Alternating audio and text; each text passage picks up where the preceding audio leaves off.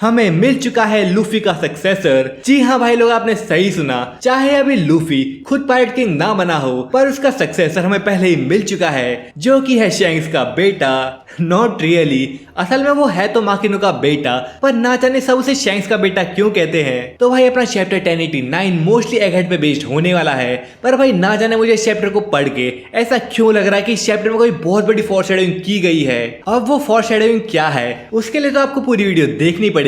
सो अपनी चैप्टर का टाइटल है द सीज बैरिकेडिंग इंसिडेंट, जो कि ऑब्वियसली एगहेड की तरफ इशारा कर रहा है, जहां पे अब लोगों को लूफी के कारनामे के बारे में पता लग गया है, क्योंकि अपनी मॉर्गन चिड़िया ने ये न्यूज फैला दी है कि स्ट्रॉ हैट लूफी ने वेगापंक को किडनैप करके एगहेड को अपना स्ट्रॉन्ग होल्ड बना लिया है। चैप्टर में हमें एक क्यूट सा कवर पेज देखने को मिलता है, जहाँ पे एक गाय अपना गरम गरम दूध नामी के लिए लेके आ रही है। आई गेस यहाँ पे हमें नामी का सीक्रेट रिवील कर दिया गया है कि आखिर उसके इतने समझ रहे हो आप। इंटरेस्टिंग बात तो ये है कि ये गाय नामी के लिए सांजी का एक प्रेम पत्र भी लाई है, जहाँ पे सांजी नामी को सितारों से कंपेयर करके उसे अपने साथ सितारे देखने को बुला रहा है, पर नामी उसके अरमानों पे पानी फेर देती है और उसे प्यार से डिक्लाइन करते हुए बोलती है कि मैंने ऑलरेडी सितारे देख लिए हैं। और भाई यहाँ पे हम सांजी को खिड़की से झांकते हुए भी देख रहे होते हैं। चैप्टर की शुरुआत फूशा विलेज से होती है, जहाँ पे वो लोग गार्ब की न्यूज के बारे में बात कर रहे होते हैं, क्योंकि अब सबको पता लग चुका है कि गार्ब के साथ क्या हुआ था। पर यहाँ पे वहाँ का मेयर कहता है, अरे तुम लोग गार्ब की चिंता मत करो, वो ऐसे ही एक लेजेंडरी हीरो नहीं बना है। और यहाँ पे माकिनो मेयर की बात से एग्री करती है, और आई गेस तुम भी इस बात से एग्री करते होगे। यहाँ पे हम माकिनो के साथ उसका बेबी भी देखते हैं, जो कि लूफी की फोटो को देख के हंस रहा होता है। अब भाई ऑब्वियसली वो तो लूफी से नहीं मिला था, पर माकिनो लूफी की न्यूज पढ़ती होगी, तो वो छोटू भी लूफी की फोटो देख देख के उसे पसंद करने लग गया होगा। आई मीन कम ऑन यार, लूफी को कौन पसंद नहीं करता है। और भाई क्या पता हमें आगे जाके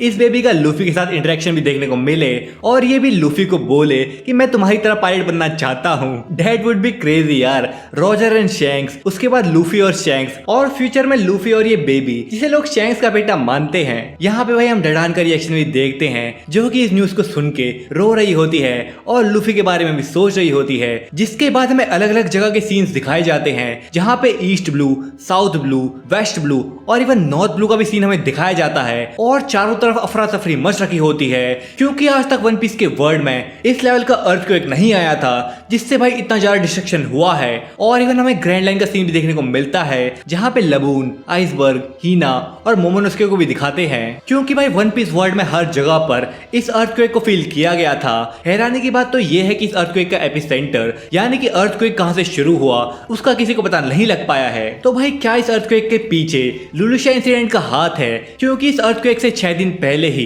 लुलुशिया इंसिडेंट हुआ था और इमुसामा ने लुलुशिया वाली जगह पे मरीन्स भेजे होते हैं चेक करने के लिए, जिसका सीन भी एकदम हॉरिफाइंग होता है, क्योंकि रातों रात वो किंगडम बस ऐसे ही गायब नहीं हो गया, बल्कि अब उस जगह पे एक बहुत बड़ा होल क्रिएट हो गया है, जो ना जाने कितनी गहराई तक जाता है। और वो होल सी के बीच में एक सर्कुलर वाटरफॉल की तरह लग रहा है। वैसे तो ऐसे केसेस में सी अपने लेवल को मेंटेन करना चाहता है, यानी कि वो होल भर जाना चाहिए था, पर यहाँ पे तो बिल्कुल एनीज लॉबी जैसा होल क्रिएट हो गया है, जिसको देख के तो ये क्वेश्चन दिमाग में आता है कि क्या एनीज लॉबी का होल किसी वेपन से बनाया गया है। काफी लोग तो ये तक कह रहे हैं कि एनीज लॉबी में ही पहले गॉड वैली था, जिसको इसी तरह मिटाया गया होगा, और इसीलिए ये दोनों होल एकदम सिमिलर लग रहे हैं। यानी कि ये मदर फ्लेम जो वेपन है वो किसी एंशिएंट वेपन की कॉपी हो सकता है। और अगर ये अर्थक्वेक लुलुशिया इंसिडेंट की वजह से ही हुआ है, तो ये एक काफी बड़ा प्लॉट हो सकता है वन पीस के लिए, क्योंकि इस अर्थक्वेक के बाद लिटरली पूरे वर्ल्ड में सी लेवल 1 मीटर ऊपर आ गया है, जिसकी वजह से कई सारे आइलैंड्स और विलेजेस डूब चुके हैं और बहुत से लोगों को अपना घर छोड़ना पड़ा है, क्योंकि भाई लोगों के घरों में शार्क्स घुस रही हैं। ऐसे सी लेवल बढ़ता हुआ देख तो एक शिप मेरे दिमाग में आ रही है, जिसका कनेक्शन जॉय बॉय के साथ हो सकता है। जी हाँ, मैं बात कर रहा हूँ द नोआ की, दुनिया की सबसे बड़ी शिप, जो कि फिशमैन आइलैंड में हमने देखी थी, जिसको चलाने के लिए सी बीच की जरूरत पड़ती है। थोड़ी देर के लिए अज्यूम कर लेते हैं कि किसी तरह रेड लाइट डिस्ट्रॉय होगी, तो मैं लूफी के अलावा और किसी को इस शिप में सेल करते हुए नहीं देख सकता, क्योंकि लूफी भी वॉइस ऑफ ऑल थिंग्स सुन सकता है। साथ ही साथ लूफी शिराओशी और मोमोसुके का दोस्त है, जो कि सी मॉन्स्टर को कंट्रोल कर सकती है और वॉइस ऑफ ऑल थिंग्स सुन सकता है। अब मुझे नहीं पता कि ये पॉसिबल है या फिर नहीं, क्योंकि अगर रेड लाइन टूटी तो भाई डिस्ट्रक्शन तो नेक्स्ट लेवल का होने वाला है। पर भाई काफी लोग सोचते हैं कि रेड लाइन टूटने के बाद ही सांजी का जो ऑल ब्लू वाला सपना है वो पूरा हो सकता है। और क्योंकि रेड लाइन के नीचे फिशमैन आइलैंड है जहाँ पे शार्ली ने फ्यूचर प्रेडिक्शन की थी कि लूफी फिशमैन आइलैंड को तबाह करेगा, और बताया गया था कि उसकी प्रेडिक्शन 100% सही होती है, पर ऐसा तो भाई कुछ भी नहीं हुआ था। तो क्या ये एक हिंट है कि ऐसा फ्यूचर में हो सकता है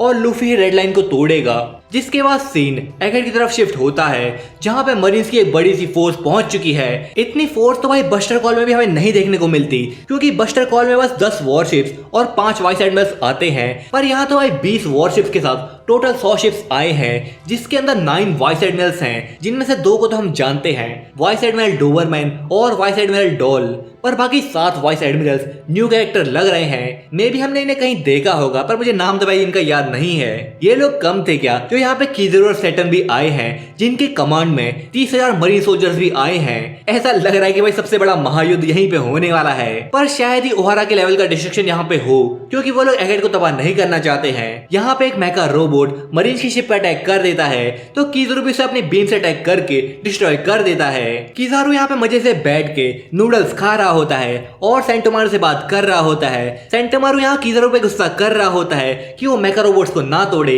पर किज़ारू कहता है कि पहले उन्होंने चालू किया था। सेंटोमारू तुम मेरा काम आसान करो और खुद सरेंडर कर दो। तो सेंटोमारू कहता है ऐसा तो नहीं होने वाला, अगर तुम लोग कुछ करने की सोच रहे हो तो हम भी यहाँ पे तैयार बैठे हैं। ये सुन के किज़ुरु कहता है ओह मैं तो डर गया।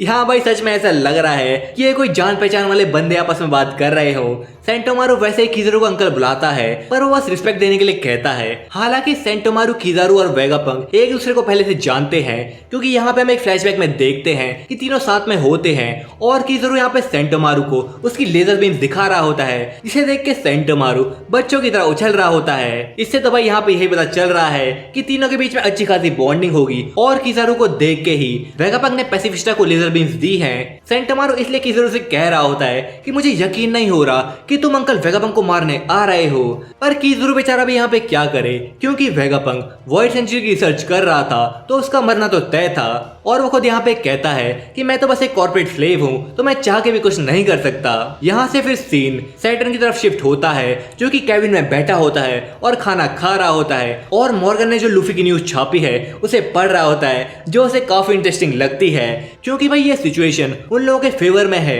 उन्हें तो बहाना मिल गया एगेट में फ्लीट लाने का, और अगर यहाँ पे वेगापंक मरता है तो उसका ब्लेम सीधा स्ट्रॉ हेड्स पे डाल दिया जाएगा। पर भाई अभी उन्हें एगेट के अंदर चल क्या रहा है उसका अंदाजा नहीं है, क्योंकि CP0 से तो उन्हें कोई इन्फॉर्मेशन नहीं मिली, और करंटली CP0 के मेंबर्स स्ट्रॉ हेड के साथ मिलकर काम कर रहे हैं। अभी बस उन्हें इतना पता है कि डॉक्टर वेगापंक और उसकी 6 सैटेलाइट्स लैब फेस के अंदर है, और उनके साथ 4 सेराफिन्स भी हैं, और स्ट्रॉ हेड पायरेट्स जिनका टोटल नंबर 10 है वो भी वेगापंक के साथ हैं। CP0 के मेंबर्स का तो कुछ अता पता नहीं है उन्हें, और उनके साथ जो साइफरपोल के एजेंट्स आए थे उन्हें मार्क 3 पैसिफिस्टास ने फैब्रियो फेस के अंदर पकड़ रखा है, और क्योंकि अभी लैब फेस का डोम बंद हो रखा है तो उसके अंदर से कोई बाहर नहीं जा सकता, और ना बाहर से कोई अंदर जा सकता है। गवर्नमेंट के मेंबर्स को तो भाई ये तक पता है कि एक दिन पहले यहाँ से एक शिप निकला है जिसके अंदर सारे रिसर्चर्स हैं, और भाई एज यूजुअल यहाँ पे गवर्नमेंट अपना गंदा खेल खेलती है और सैटर्न उन लोगों को मारने का ऑर्डर दे देता है। यहाँ पे ये सब बातें वाइस एडमिरल डोबरमैन सैटर्न से कर रहा होता है, जहाँ पे वो उसे बताता है कि बॉनी भी एगेट में है, पर सैटर्न उसको लेके ज्यादा चिंता नहीं करने को कहता, और वो कहता है कि बॉनी कुमा की बेटी है, उसकी चिंता करने की जरूरत नहीं है, उसको अपने आप छोड़ दो, वो बस एक छोटी बच्ची है। ये सब बातें चल ही रही होती है, तभी वो लोग एगेट से कुछ ट्रांसमिशन वेव्स कैप्चर करते हैं, यानी कि एगेट से कोई किसी को कॉल कर रहा है, और ये कॉल सीधा जा रही है मैरी जोइस के अंदर गोरोसे के पास, जहाँ पे वेगापंक क्योर्क द ट्रेटर गोरोसे से बात करती है। पहले तो यहाँ पे वो रोना धोना कर रही होती है कि आखिर तुम मुझे भी मारने का ऑर्डर कैसे दे सकते हो, जबकि मैंने तुम्हें वेगापंक के सारे कांड के बारे में बताया था। ये सारी बातें भाई किज़ारू और सैटर्न भी सुन रहे होते हैं, जहाँ पे गोरोसे यॉर्क से कहते हैं कि हम कुछ नहीं कर सकते क्योंकि तुम भी एक वेगापंक हो। तो यॉर्क कहती है अगर मैं वॉइड सेंचुरी के बारे में इंटरेस्टेड होती तो मैं तुम्हें वेगापंक के बारे में बताती ही क्यों, और ये एगेट के पास इतनी बड़ी फ्लीट क्या कर रही है, क्या तुम यहाँ पे वॉर करना चाहते हो। तो भाई ये सब बकवास सुन के गोरोसे एक्चुअली यॉर्क के पास सुनने के लिए राजी हो जाते हैं, क्योंकि गोरोसे को और भी मदर फ्लेम वेपन चाहिए होती है, और क्योंकि यॉर्क भी वेगापंक है तो वो भी उसे प्रोड्यूस कर सकती है और यॉर्क ने ही पहले ही गोरोसे को ये वेपन भेजा होता है। अब भाई ये सुन के तो मुझे ऐसा लग रहा है कि इस मदर फ्लेम को बस एक ही बार यूज किया जा सकता है, नहीं तो भाई गवर्नमेंट को इतने सारे मदर फ्लेम बनाने की क्या जरूरत पड़ती, क्योंकि इतना खतरनाक वेपन इमुसामा के अलावा और कोई तो भाई शायद यूज करेगा। तो ये सुन के यॉर्क कहती है कि मैं तुम्हारे लिए वेपन बनाऊंगी, पर इसके बदले तुम लेफेस को डिस्ट्रॉय नहीं करोगे, क्योंकि उसको बनाने का पावर प्लांट यहीं पे है। और हाँ, मुझे एक सेलेस्टियल ड्रैगन बनना है, जिसके लिए गोरो से मान जाते हैं। सब कुछ यहाँ पे सही चल रहा होता है, पर तभी हम देखते हैं कि यॉर्क रोने लग जाती है और उसे बचाने को कहती है, क्योंकि स्ट्रॉ हेड्स उसे मारने वाले हैं। ये सुन के भाई सब लोग शॉक रह जाते हैं, उन्हें समझ नहीं आ रहा होता कि आखिर यहाँ पे हो क्या रहा है। पर भाई उन्हें पता लगे या फिर ना पता लगे, हम तो भाई सब कुछ देखेंगे। तो भाई इतना टाइम बीतने की वजह से अब हैग्रिड में काफी कुछ चेंज हो चुका है, क्योंकि सेराफिम्स अब वापस से कंट्रोल में आ गए हैं और जो भी लोग स्टोन में कन्वर्ट हुए थे वो वापस से ठीक हो गए हैं, क्योंकि स्ट्रॉ हेड्स ने यॉर्क को अपने कब्जे में ले लिया है। जहाँ पे एक डबल स्प्रेड पेज में हम स्ट्रॉ हेड्स को देखते हैं और यहाँ तो जोरो भाई ने यॉर्क की गर्दन पे तलवार रख के जानबूझ के कॉल करवाई होती है। मे बी उनका प्लान होगा ताकि वो बाहर के बारे में जान पाए और यहाँ से बच के निकल सके, क्योंकि भाई वेगापंक तो अपना बैग भी पैक करके बैठ गया है। यहाँ हमें रॉबिन के अलावा सारे स्ट्रॉ हेड्स देखने को मिलते हैं, इवन रॉब रुचि भी यहाँ पे इनके साथ खड़ा होता है। मुझे भाई लगता तो नहीं है कि वो उनकी मदद करने वाला है, पर भाई ये वन पीस से कुछ भी हो सकता है। रॉबिन, स्टसी और काकू यहाँ पे गायब हैं, क्या पता रॉबिन और स्टसी काकू का काका बना रहे हो।